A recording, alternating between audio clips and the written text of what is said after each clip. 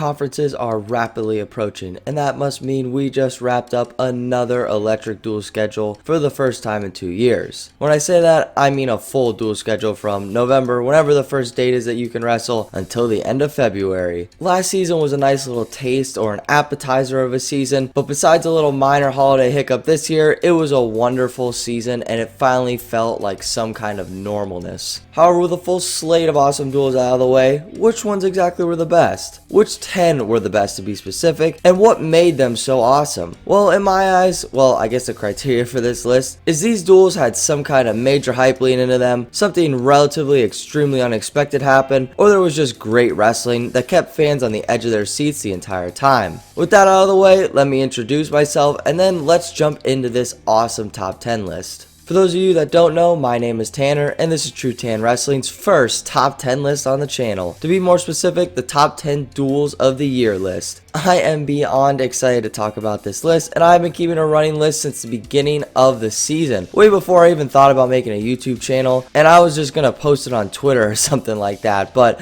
I'm more than happy to share it with my fans of TrueTan Wrestling. But regardless, if you have your own thoughts or lists, please leave them in the comment section below. Also remember to like and subscribe, along with remembering that these 10 duels are ranked completely on my opinion. They are not set in stone by any means, and it is completely my opinion. With all that said, let's jump right into number 10.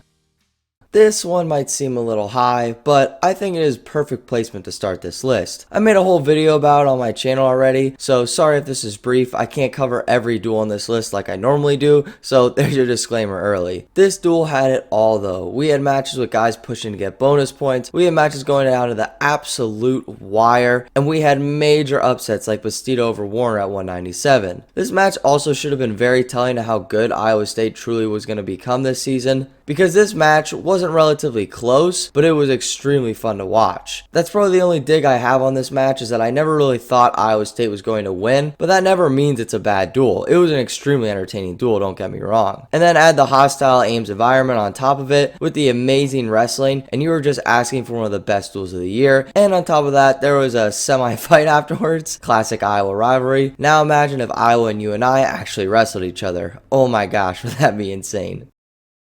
And we add our first Big Ten duel into the top 10, and get used to seeing Nebraska on this list, just saying, hint hint. But they were a serious fun duel team to watch this season, and they did get upset by Purdue super early in the season, but man, even when they were losing to the top teams in the Big Ten, and they were just a ton of fun to watch, always putting in their best effort, and this duel is a perfect case study of that. Bubba Wilson stepped up big as a freshman to knock off returning All-American Cam Amin at 165. However, the Wolverines would get a massive upset of their own, with Logan Massa finally beating Labriola at 174 in a nail-biter of a match. Schultz at 197 also reminded everyone, hey, I was the 2 seed last year, beating Brucky 8-5, and Lance gave Paris a huge fight at heavyweight, slowly working his way into maybe being the 5th best guy in the heavyweight division at Big Tens. Overall, Michigan is easily the 3rd best team in the Big Ten, no questions there, but Nebraska might be one of the best duel teams to watch because they just keep matches interesting, regardless if they win or lose. Like, remember their UNC match? They killed UNC, but dang, it was just a fun duel, and the same can easily be said for this match, except, well, Nebraska lost 20-13. You know what? Alright, let's just move on.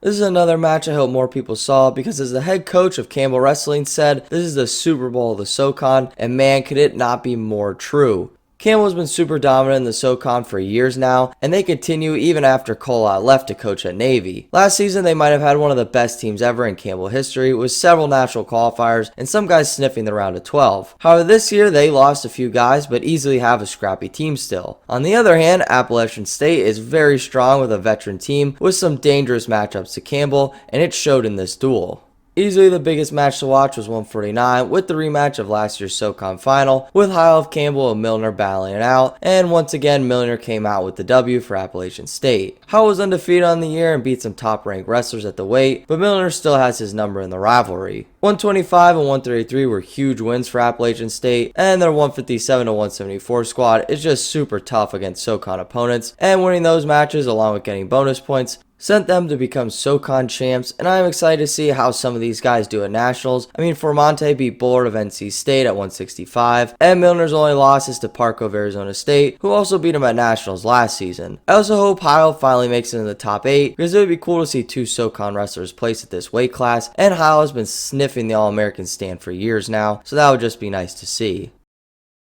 Oklahoma State was crushing everyone in the beginning of the year, but we all know about their losing streak and their semi-decline by now. However, that does not mean their duels were not super exciting. In fact, I had a hard time picking which duel I wanted to include because there were several Oklahoma State duels that almost made it in the top 10, but after looking back at them all, it was pretty easy to pick Cowboys versus Tigers. Missouri is another one of those super fun dual teams to watch, and I am intrigued to see how they will do at Big 12s and Nationals because they have some serious scorers, but we will talk about that when we get to it. This duel was electric though, with several pins against top tier guys. I talked all about it in one of my videos, but in short, we had Gefeller of Oklahoma State pin Edmond of Missouri at 149, which got the Cowboy fans on their feet, and then back-to-back pins by Zach Elam, hitting the roll-through pin, getting Missouri fans jumping, and then in no certain fashion, he got the match sealing pin to get the Tigers win by 1. You gotta love a duel that's full of pin and bonus points, and man, this duel had it all, and it was just electric, and it was at Missouri, which is a great duel environment.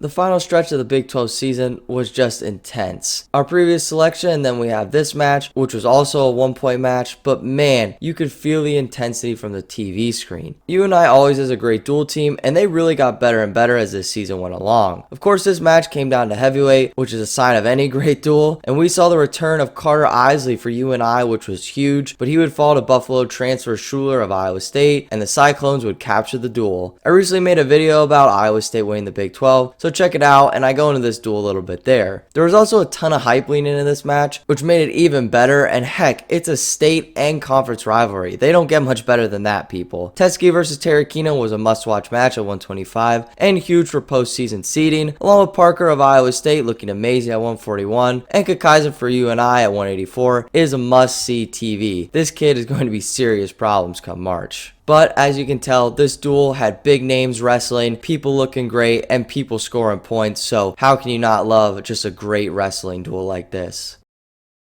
One of the best events of the year I thought was Collegiate Duels. I made 2 videos on the event, and I think it really lived up to the hype. There was great matches from day 1 all the way to the end of day 2, however we all know the matches that really stuck out. Starting with Penn State finally making an appearance on the list with their match against Cornell. I thought this was the best Cornell has looked all season, and they were firing on all cylinders. I know Penn State's lineup would get much better as the season would go on, with additions like Hildebrand at 125 and Berge at 165/157, and the result might have been a little different now, but regardless, the Big Red came to fight, and this match had several matches coming down to the final period for the Nittany Lions. Overall, there were 2 historic programs battling out, a great event to hype up the 2 teams, and top tier guys battling against each other. You could not ask for much more with this one.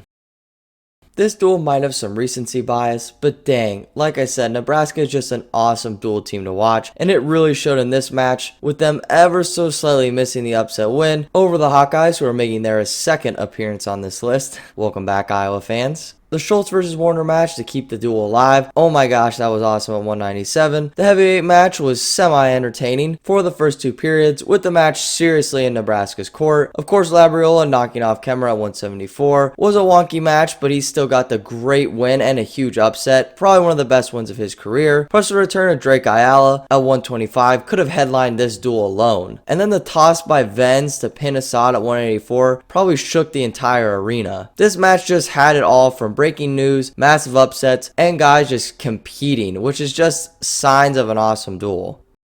Speaking of awesome duels, Collegiate Duels, you had a masterpiece in this one. NC State, I would argue, was a pretty big underdog here, even with their rankings being somewhat close. However, NC State proved that they are right there with all the elite teams, and looking long picture, knowing that this was their only loss in the season, and man, did they have a dominant season at that, basically crushing everyone else. This duel, like any great masterpiece, came down to heavyweight, and at one point I thought Holland was going to get the win for the Wolfpack, but that just didn't happen. Ed Scott, though, stunned the Iowa fans, hitting a nasty headlock to pin Caleb Young at 157. We also saw the return of Spencer Lee at this tournament, and he wrestled Camacho, and unfortunately at the time we didn't know this would be Spencer Lee's last match of the season, so that's a little sad. Overall, this duel definitely had hype from start to finish, and every takedown to flurry had fans going crazy and standing up on their feet. Here we have an actual early season duel, and man, I hope this out-of-conference rivalry continues for years to come because it is always electric, and this year for sure was no different. At 174, Mackay vs. Smith was a barn burner and so much fun to watch. At 149, Sasso vs. Andonian is exactly what fans wanted, and you could just feel the energy in the arena. We also saw Heinzelman get an upset win over Latona at 125, which was a nice stamp on his already great season so far. And then there were just so many toss-up matches that made any wrestling fan happy to be watching this awesome duel. Not much more that I can say besides good job on both teams. This duel was awesome. Before we dive into the number one duel of the year, which I think we all might have a guess at what it is at this point, let's give a quick shout out to a few duels that didn't make the list. Really fun atmosphere and a huge upset. Gotta love a classic EIWA rivalry. Very, very, very close to making the list, I promise. This duel was for a Big 12 title and it easily showed. I really expected this match to make the list and I wanted to put it on there, but NC State just kind of handled them a little too well, so consider it 11 or 12 on this list. Another massive upset duel, and it was super fun from the word go, plus I really did not see this one coming. Great effort by Pitt in the long run. Ohio State came to play this duel and there was a ton of great matches, and Carchel beating Marinelli alone makes it an honorable mention. This was just another great collegiate duel matchup between two top 15 teams.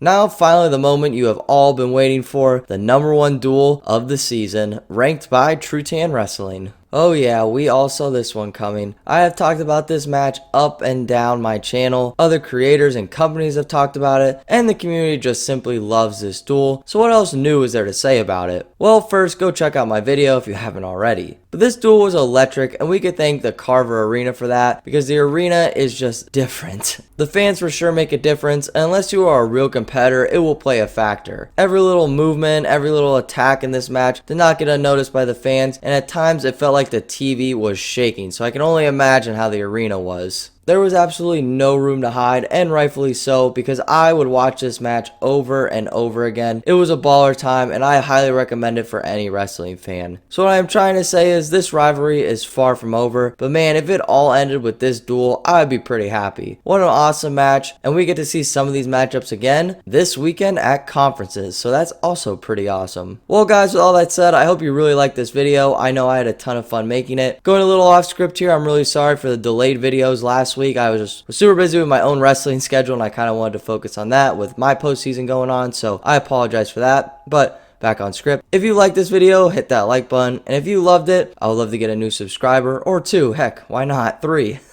Also, leave your favorite duels in the comment section below. I would love to hear what you have to say about them, and I'd love to give my own thoughts on them as well. Now, take care everyone, and I will see you in the next one.